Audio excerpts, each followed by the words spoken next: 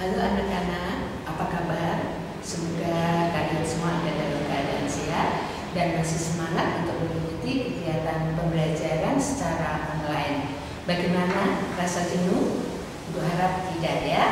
Jadi kita berharap mudah-mudahan suasana seperti ini, pandemi virus corona cepat berakhir sehingga anak-anak bisa datang ke sekolah dan kita dapat belajar secara tatap muka. Oke, seperti biasa sebelum kita memulai kegiatan pembelajaran, kita berdoa menurut kepercayaan masing-masing. Berdoa mulai.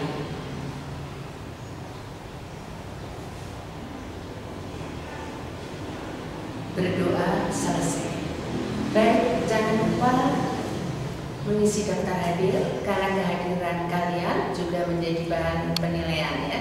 Karena sampai saat ini Ibu lihat masih ada anak-anak yang tidak mengisi daftar hadir sehingga kehadirannya tidak dapat diketahui. Jadi sekali lagi jangan lupa untuk mengisi daftar hadir.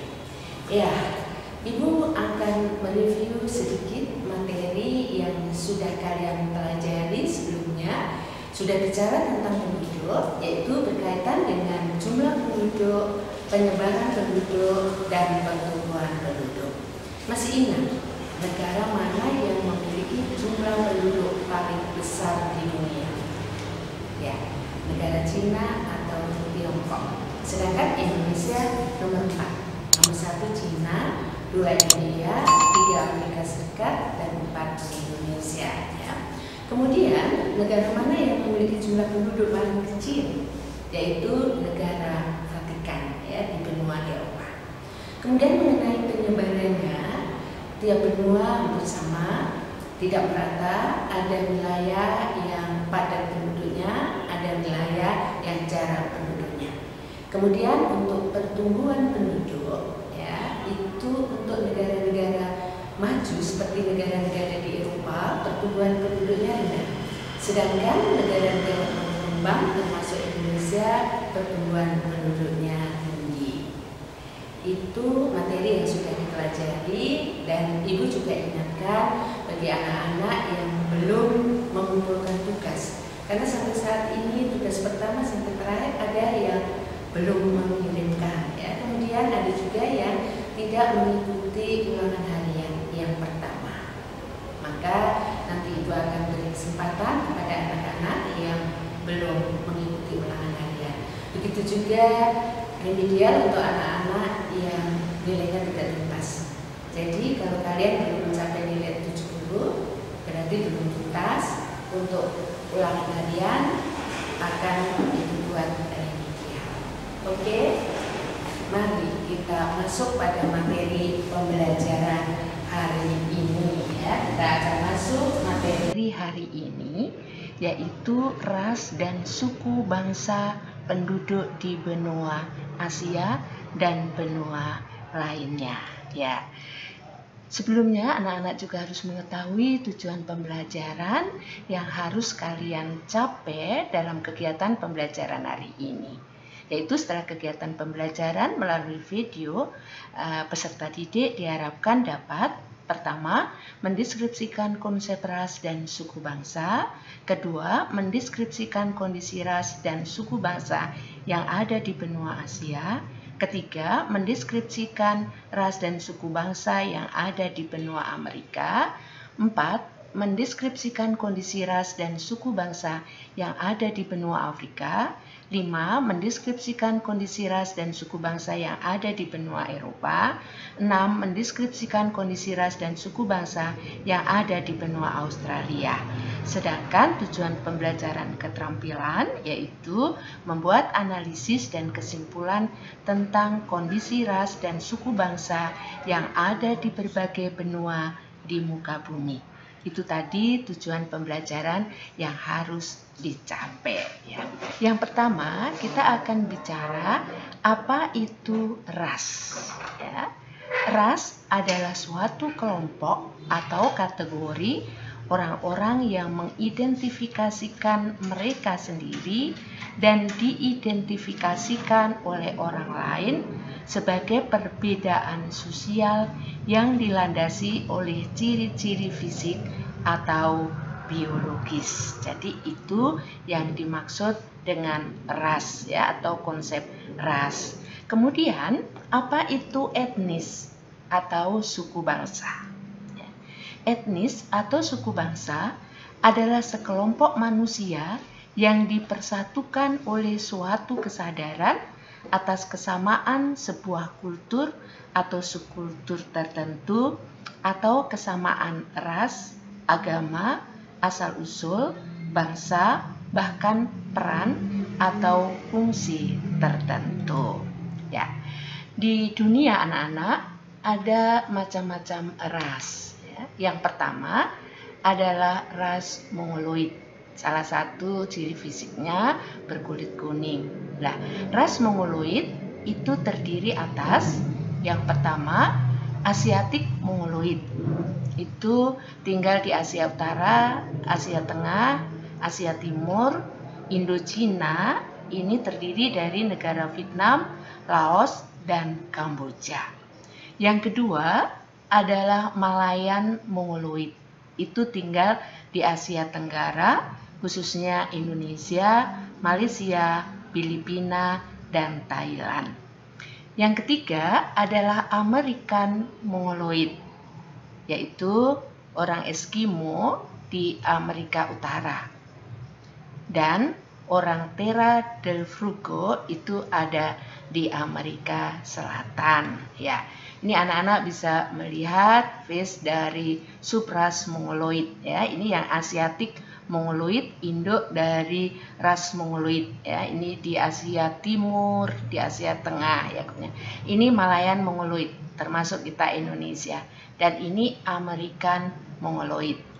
Kemudian ini juga orang-orang Malayan Mongoloid, ya, termasuk kita orang Indonesia ada di dalamnya. Baik, yang kedua adalah ras Negroid.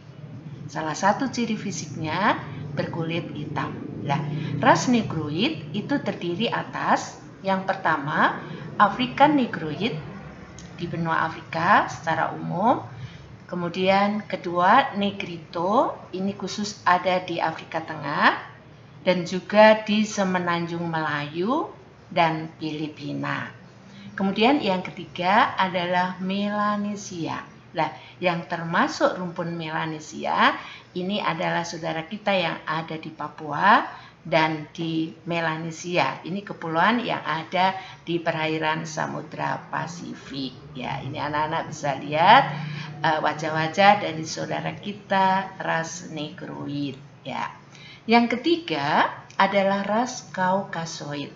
Salah satu ciri fisiknya berkulit putih. Dan ras Kaukasoid itu terdiri atas yang pertama Nordik, tinggal di Eropa Utara di sekitar Laut Baltik. Kemudian yang kedua Mediterania, ini tinggal di sekitar Laut Tengah atau Laut Mediteran di Amerika Utara, kemudian Arabia, Armenia, dan Iran. Kemudian yang ketiga adalah Alpin, ini orang-orang Eropa Tengah dan Eropa Timur. Nah, ini anak-anak bisa lihat ya, yang termasuk dalam ras Kaukasoid ya. Kemudian yang keempat ada ras khusus. Nah, yang termasuk ras khusus diantaranya ada suku Busman, ini ada di Afrika. Lalu Vedoid, ini ada di pedalaman Sri Lanka dan ada juga di Sulawesi Selatan. Kemudian ras Australid, ini di Australia, yaitu orang aborigin. Kemudian Polinesian di kepulauan Mikronesia dan Polinesia. Lalu penduduk asli Jepang yaitu orang Ainu. Ya, ini yang termasuk ras-ras khusus. Ini orang Busman, Bedoid, Polinesian, Ainu. Ya. Kemudian ya, kita mengenal ras manusia di dunia. Kalau ditampilkan gambar wajah-wajah dari berbagai ras, diharapkan di sini anak-anak juga bisa menebak mana yang termasuk ras Kaukasoid, mana yang termasuk mongoloid dan mana yang termasuk negroid ya. Kemudian ini juga ada berbagai wajah ya yang terdiri dari berbagai macam ras ya. Nanti mungkin dalam ulangan ada juga tebak gambar ditampilkan. Gambar-gambar ini kalian bisa menebak itu termasuk di dalam ras yang mana dari keempat ras yang ada di dunia tadi. Baik, sekarang kita akan berlanjut membicarakan ras atau suku bangsa yang ada di benua Asia dan benua lainnya. Sekarang kita mulai dari benua Asia ya. Penduduk benua Asia ini terbagi dalam 4 induk bangsa, yaitu yang pertama adalah induk bangsa Mongoloid, tinggal di Tiongkok atau Cina, Jepang, Mongolia, Korea, Tibet, Manchuria, Kirgistan, Myanmar, Thailand, Vietnam, Laos, Kamboja. Itu di Asia Timur dan Asia Tengah ya, dan di sebagian Asia Tenggara. Ciri fisiknya kulit putih, mata sipit, rambut hitam lurus ya. Yang kedua, induk bangsa Melayu, tinggal di Indonesia, Malaysia, Filipina, Brunei Darussalam, di sebagian Asia Tenggara. Ciri fisiknya kulit sawo matang, rambut hitam lurus, mata tidak terlalu sipit. Lalu yang ketiga, induk bangsa Dravida, itu tinggal di Sri Lanka dan India. Ciri fisiknya kulit hitam, hidung mancung, rambut hitam. Yang keempat adalah induk bangsa kulit putih. Itu di Arab, Irak, Iran, bangsa Yahudi, Turki, dan Armenia. Ya. Ciri fisiknya kulit putih, hidung mancung, rambut hitam. Ya, itu tadi penduduk di benua Asia. Sekarang kita masuk penggolongan penduduk di benua Amerika. Ya. Yang pertama, penduduk asli benua Amerika adalah bangsa Indian dan Eskimo. Ya. Kalau orang Eskimo tinggal di Kanada bagian utara ya, di daerah kutub. Kemudian kelompok yang kedua adalah penduduk pendatang. Ada 3 ras utama yang menjadi penduduk pendatang di benua Amerika, yaitu pertama ras Negroid, pendatang dari Afrika. Ras Kaukasoid, pendatang dari Eropa, diantaranya Inggris, Perancis, Belanda, Spanyol, dan Portugis. Yang ketiga, ras Mongoloid, pendatang dari Asia seperti Cina, Jepang, dan Korea. Kemudian, yang ketiga, penduduk campuran. Penduduk campuran di benua Amerika, 1, bangsa Mulatto, itu campuran dari bangsa kulit putih dan Negro. 2, bangsa Mestizo, campuran bangsa kulit putih dan Indian. Yang ketiga, bangsa Sambo, campuran bangsa Indian dan Negro. Sekarang kita lihat, ini adalah suku Indian.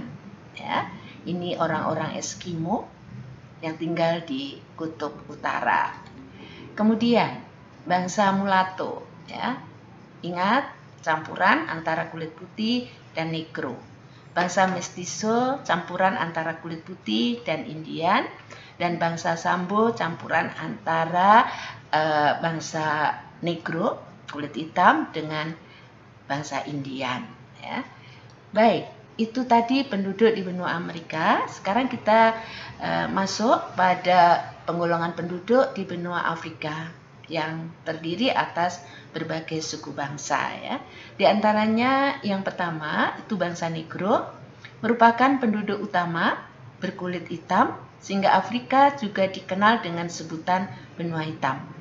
Berdasarkan bahasanya, bangsa Negro digolongkan menjadi 2, yaitu A. Bangsa Negro Sudan. Ciri fisiknya kulit coklat tua, bibir tebal, hidung pesek besar, tinggal di sebelah selatan Gurun Sahara. B. Negro Bantu, kulit lebih muda, hidung tidak begitu pesek, tinggal di ujung selatan Sahara.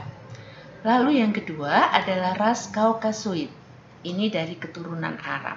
Terdiri atas A. Bangsa Hamid, meliputi bangsa Taurek tinggal di Sahara, bangsa Fulbe atau Velata tinggal di Sudan, bangsa Berber tinggal di sekitar Tanah Atlas, bangsa Mesir ya tinggal di Mesir. B. Bangsa Semit, yaitu bangsa Yahudi dan bangsa Arab, tinggal di Afrika Utara. Yang ketiga adalah ras Kaukasoid, keturunan Eropa, meliputi bangsa Jerman, Belanda, Inggris, dan bangsa Roma, yaitu Italia, dan Spanyol, datang ke Afrika pada masa penjajahan. Yang keempat adalah penduduk asli. Penduduk asli benua Afrika, bangsa Hottentot, Bushmen, dan Pygmy. Mereka bertubuh kerdil, tinggal di Afrika Barat Daya. Bangsa Pygmy tinggal di hutan-hutan wilayah Kongo. Ya, itu tadi penggolongan penduduk di benua Afrika. Sekarang penduduk benua Eropa. Ya, secara umum penduduk Eropa termasuk ras Kaukasoid. Ciri fisiknya berkulit putih. Menurut ciri fisiknya, bangsa Eropa dibagi menjadi 5 kelompok. Pertama, suku bangsa Nordik memiliki ciri fisik bermata biru, berambut pirang, tengkorak panjang, muka sempit. Tinggal di Norwegia, Swedia, Denmark, Inggris, Jerman, dan Belanda bagian utara. Kedua, suku bangsa Alpen memiliki ciri mata coklat, rambut pirang, tengkorak, dan mata lebar. Tinggal di Perancis, Belgia, Swiss, Polandia, Austria, dan Jerman bagian selatan. Kemudian 3, suku bangsa Mediteran memiliki ciri mata kecoklatan, rambut hitam bergelombang. Tinggal di Eropa Selatan, diantaranya di Italia, Yunani, Spanyol, Portugal. Keempat, suku bangsa Slavia bermata abu-abu, biru, dan rambut pirang keputih-putihan. Tinggal di Bulgaria, Rusia, Slovakia, dan sekitarnya. Yang kelima adalah suku bangsa Dinara, memiliki ciri rambut gelap, hitam, tinggal di Rumania. Ya, itu tadi penggolongan ras atau suku bangsa di Eropa. Anak-anak bisa memperhatikan gambar yang ada ya dari ras Kaukasoid tadi. Yang pertama ini adalah Nordik ya.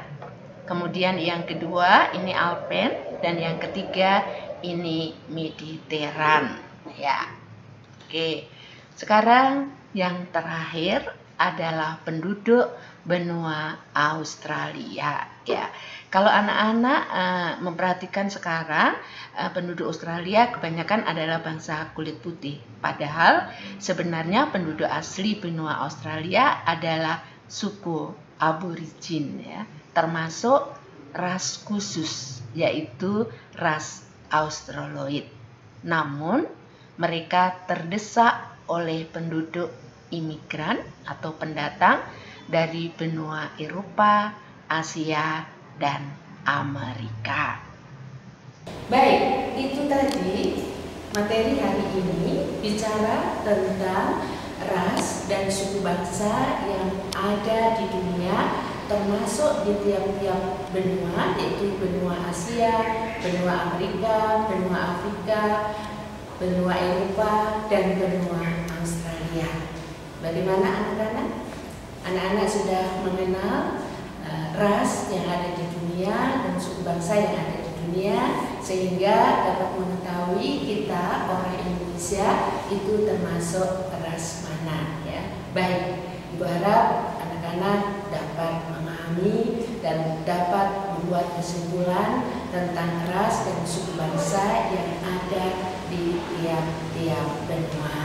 Dan untuk hari ini nanti Ibu akan memberi tugas, anak-anak dapat mengerjakan tugas yang Ibu berikan dan dapat segera dikirim. Sekali lagi, bagi anak-anak yang belum mengirimkan tugas, tolong tugasnya dikirimkan ya. Hari ini kegiatan pembelajaran sampai di sini, Ibu harap anak-anak dapat memahami apa yang sudah kita pelajari hari ini dan anak-anak dapat mempelajari ulang materi-materi yang sudah diajarkan ya, karena nanti di akhir September kita akan adakan kegiatan semester. Oke, untuk hari ini kegiatan pembelajaran sampai di sini. Seperti biasa, sebelum kita mengakhiri kegiatan pembelajaran, kita bersyukur pada Tuhan karena kegiatan pembelajaran dapat berlangsung dengan baik. Mari kita berdoa menurut kepercayaan dan keyakinan masing-masing. Berdoa mulai.